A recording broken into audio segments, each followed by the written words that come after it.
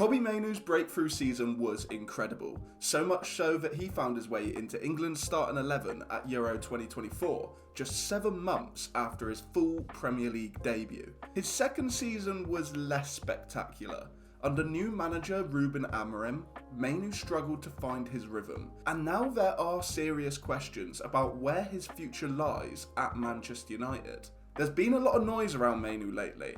I want to talk about his difficulties, the reason behind them, and what his role could actually look like at Old Trafford next season. Hello guys and welcome back to UtdDistrict, and today the topic is Kobbie Mainoo.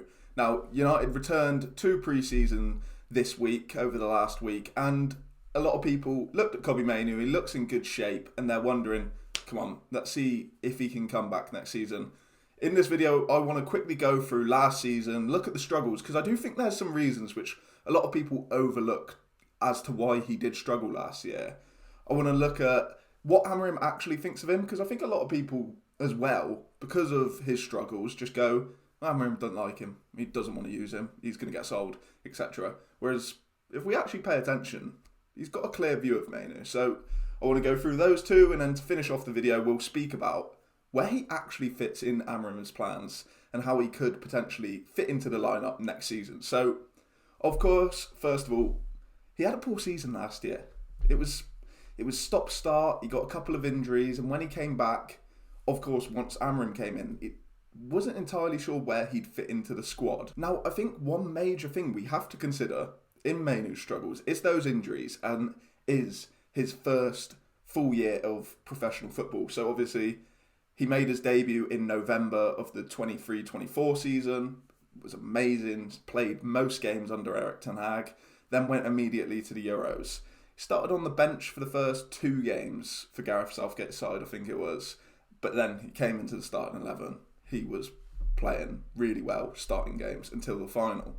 Now I want to take a look. So these are Kobbie Mainoo's games from that final against Spain. We look right at the bottom there. 14th of July against Spain, he started, played 70 minutes. Less than a month later, he started the Community Shield against Manchester City. Now, Mainoo got about 2.5 weeks off, then he came back into Carrington, started training, and was playing in that game. You look at the games following that, he started the opening game of the Premier League season, started against Brighton, started against Liverpool, where he had a really difficult game, alongside, that was the game where Casemiro really looked like he was struggling. Then the international break, played one of the games for England, played against Southampton, rested against Barnsley, played against Palace, rested against FC Twente, played against Spurs, got injured at half-time, but then started the next game against Aston Villa, and that's where he hit a 2-month injury. Now, I know a lot of people look back to Erik ten Hag's time at the club and mention a lot of the injuries, mention his struggles with a lot of players getting injured, but that is one of the other examples where he didn't really do himself any favours either.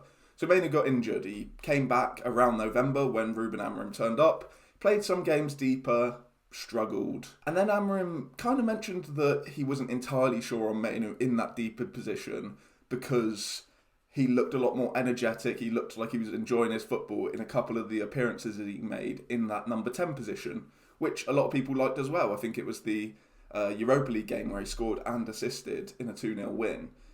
He looked really promising in that position.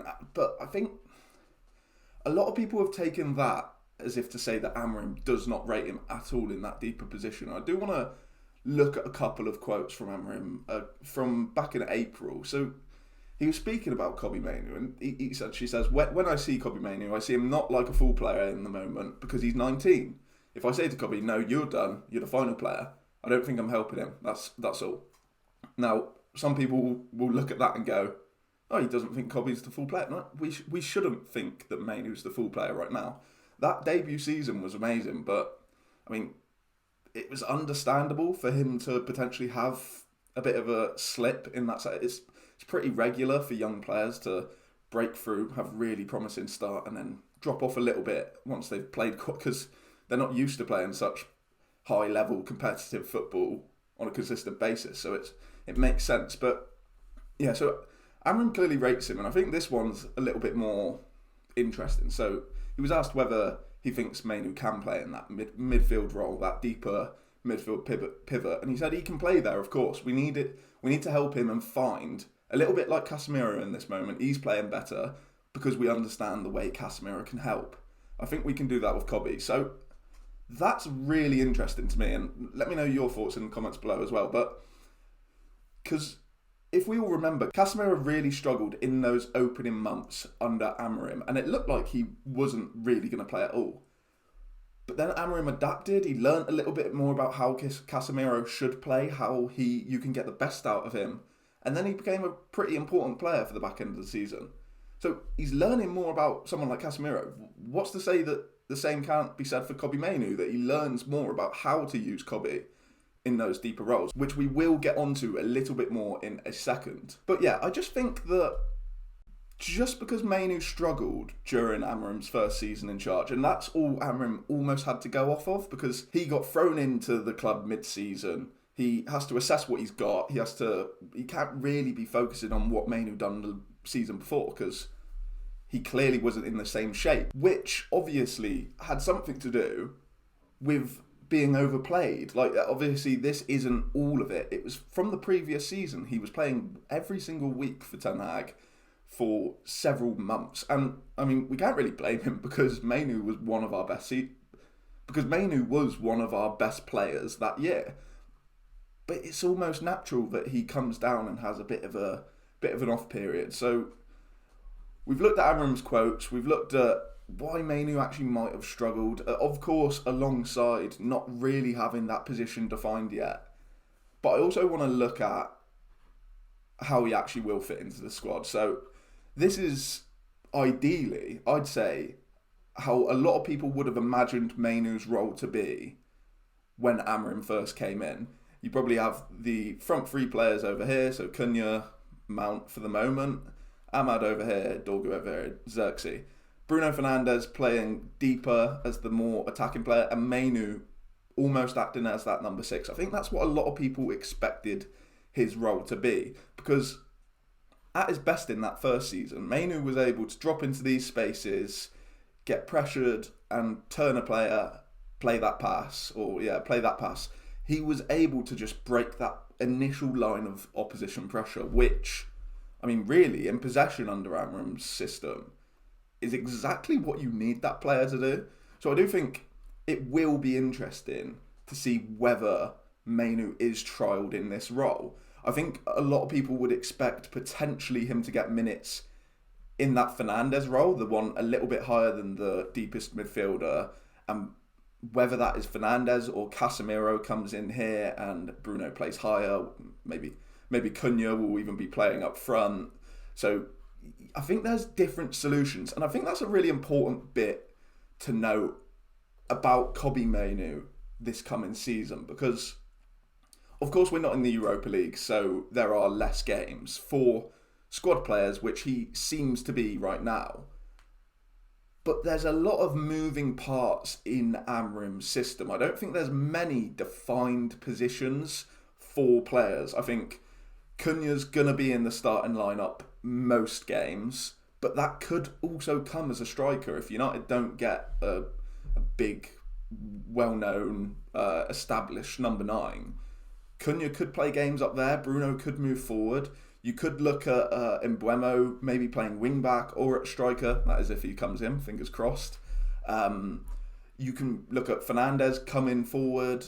Even Mainoo. If those number 10 positions come up, I do think it's clear that Amorim thinks he is good playing in these positions, just in the half spaces, in attacking zones. Because, I mean, that Lyon goal, that's Kobbie Mainoo defined, isn't it? Like, he can just get into those zones, play really intricate football, and he has players to link up with like Cunha.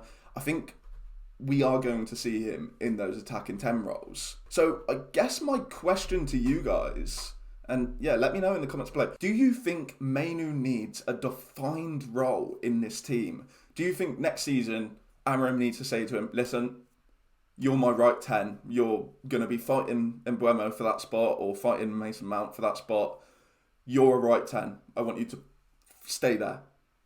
Or potentially, you are playing deeper, I want you to play deeper, That's all you're going to be playing there. You're fighting Casemiro for a spot. You're fighting Bruno Fernandes. I want you to focus on that.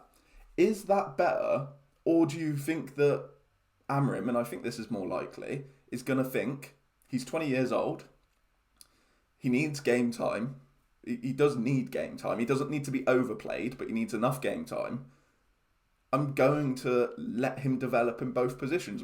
If we're playing a certain game and I think we're going to have a lot more possession and maybe I don't need to be as defensively secure because obviously Mainoo, compared to Casemiro, might not be as strong defensively, understandably. He might put Mainoo in the deeper position for that game. If he thinks that, this game might be needing to break down a low block and I think Mainoo could be useful in one of the 10 roles where he can link up in those small spaces, like I mentioned, maybe he'll move him forward. I just think that he's 20 years old now, only recently as well. There shouldn't be such a desire to push him into one single role so soon. I think he's done brilliantly in that deeper role under Erik ten Hag. But even during Erik ten Hag's time, when we were playing a midfield three, which everyone says is the solution, Mainoo was changing roles in that midfield three. Sometimes he was playing as the deepest. Sometimes he was playing as the number 8, which I think a lot of people do see as his best position. But he wasn't stuck in one role in that system. So I don't think it needs to be done just because we're playing a different system. But I do think, and we go back to the board, that this could be the position that he finds his way into the team. Because, he'll come in and out of games and he could be playing as that number 10 or he could be playing deeper. But if he is going to start consistently, and he probably wants to break back into that starting 11, I do think this is the position for him to come into, because it's probably one of the few positions where United really do need an upgrade. Casemiro's not ideal. Manuel Ugarte, there's question marks still. It's well reported that Amorim wants a midfielder to be able to play alongside Fernandes. And while Mainoo, he's not he's not Moises Caicedo. He's not going to get around that midfield for you in incredible time and put in all these strong tackles. But I do think his defensive abilities and how he needs to improve that is being overstated by a lot of people, partly because last season he wasn't fully fit. You could tell it. I mean, if you look at how he's entered pre-season, he looks in so much better shape, like a lot of players. But I think that Mainoo can try and take that role. But I don't think it's the end of the world if we do see him next season playing some games deeper, some games further up. I don't really want to see him false nine again because that probably means we haven't signed a striker. But we should be expecting Mainoo to get a lot of minutes next season, I think. Even though we're not in Europe and there could be another midfield signing, I still think that Amorim rates him. It's pretty clear, and he doesn't want to let him off easy. He wants Mainoo to be the best player he can be. And Mainoo will admit that he wasn't last season, but he can play in that deeper role. Amorim can learn more about him, and I think Mainoo can improve. So it's exciting to see. Let me know all your thoughts on this situation in the comments below. What do you think Mainoo's role will be next season? What did you make of his struggles last season? Am I giving a little bit too much energy to those injury troubles at the start of the season, or do you think they were quite significant in his struggles? Let me know all your thoughts in the comments below. If you enjoyed the video, feel free to give it a like, subscribe to the channel if you are new. That's all from me, and we'll see you in the next one.